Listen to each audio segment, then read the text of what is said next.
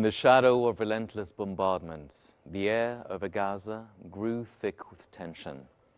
As the siege tightened, cutting off food, water and fuel, the Israeli military issued an urgent call to those living north of Wadi Gaza, including the bustling Gaza city. Leaflets fluttered down like ominous leaves, declaring that those who chose to stay would be seen as supporters of Hamas.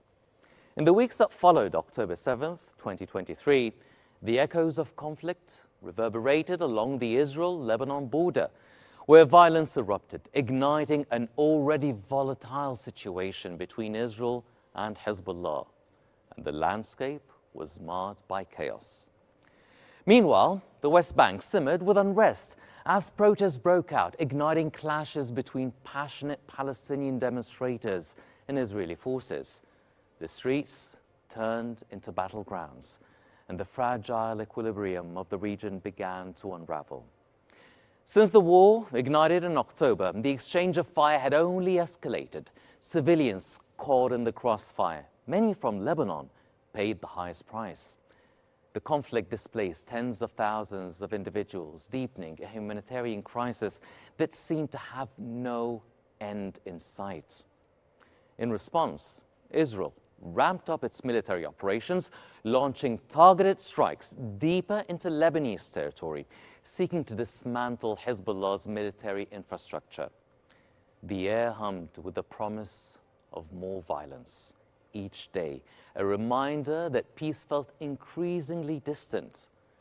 As fighting persists in Gaza, Israel continues to launch attacks against the Palestinian civilians, further complicating the security landscape.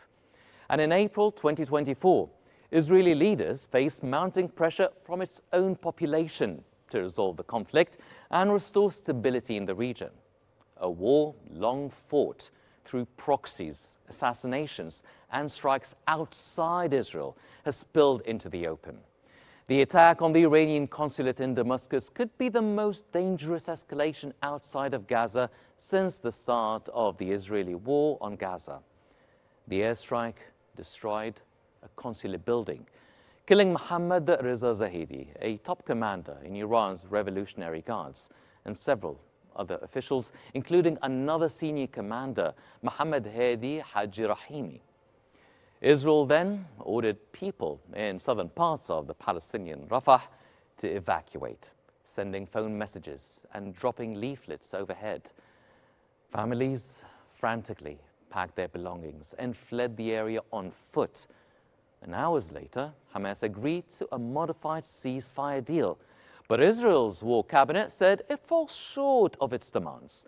More Israeli airstrikes hit Rafah, killing at least 25 people sheltering in various homes in the city, according to Gaza's health ministry. Among those killed are 13 members of one family. Hundreds of people have been killed in airstrikes in Palestinian Rafah over the past 6 weeks.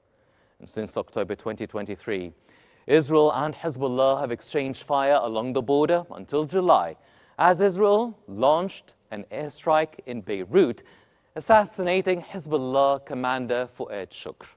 Then, it followed by Hezbollah's attack on Israel as a retaliation for Shukr's assassination. In July 2024, the Israeli Mossad assassinated Hamas political leader Ismail Haniyeh by detonating an explosive device planted in advance in his bedroom at the Iranian government official residence in Tehran. Israel's brutality, as in July, violence in Hebron led to injuries and infrastructure damage. Also, there were major Ramallah raids, causing arrests and unrest in the city. In September 2024, a series of explosions in Lebanon, starting with pagers and followed by two-way radios used by Hezbollah, killed dozens and injured over 3,000. The blasts raised fears about compromised electronic devices and targeted Hezbollah strongholds in southern Beirut. Amidst this chaos, Israeli leaders warned of potential military actions against Hezbollah, leading to troop deployments along the border. As tensions flare across Gaza, the West Bank and Lebanon, the shadow of a wider conflict looms as Israel hinders ceasefire agreements, threatening regional stability.